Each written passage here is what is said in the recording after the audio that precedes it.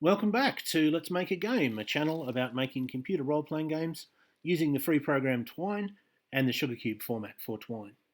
In this video, I would like to show you a few ways to change the appearance of buttons. I've got this button here,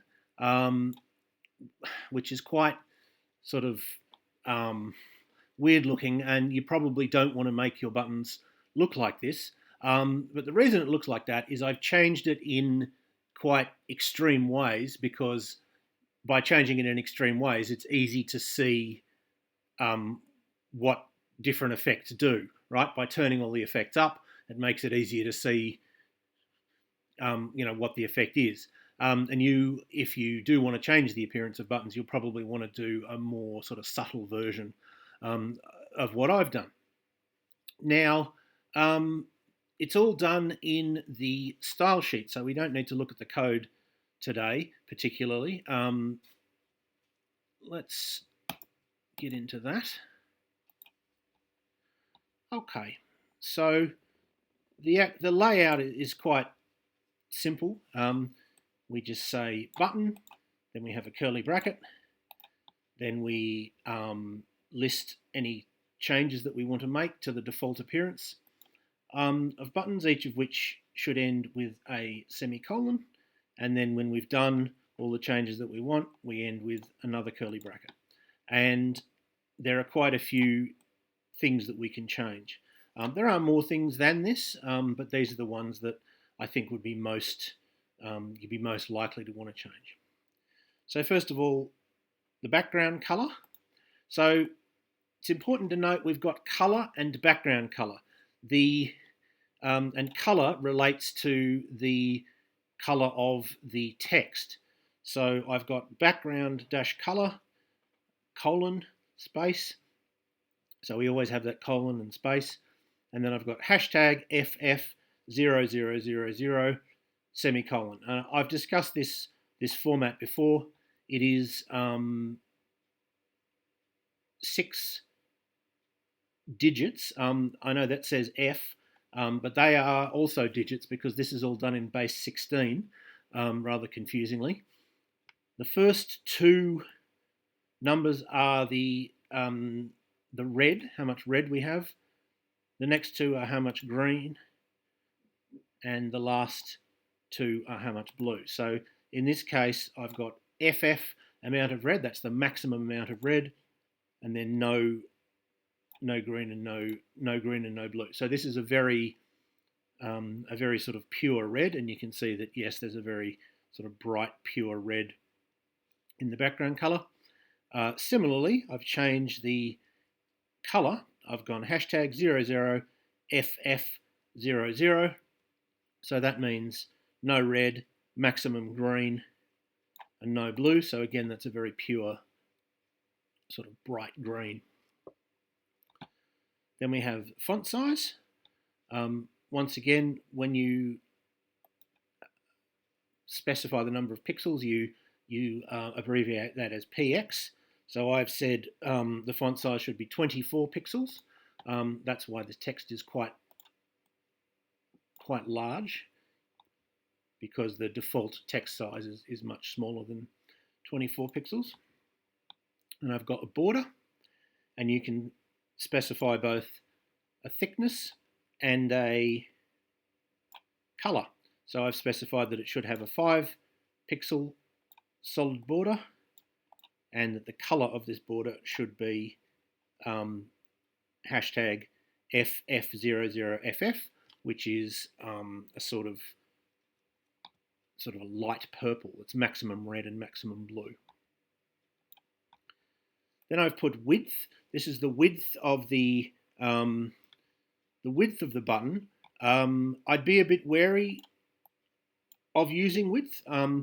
So you can specify the width as an absolute size. I've done it as 30px, and as I've said in this little note here, this is how you do notes in the style sheet. You go a top right to bottom left slash, then an asterisk, then whatever text you want to write, and then an asterisk and another slash of the same kind.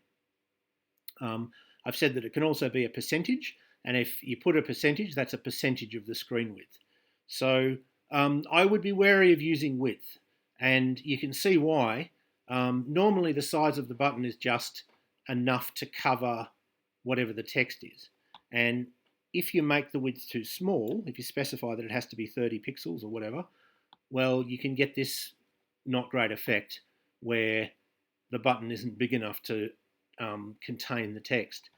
If you do the other way around, if you make it too wide, this is that's probably not going to. Let's do it as a percentage. Let's say 50%, and then we'll run that now. You can see how this is all kind of got a bit jumbled up.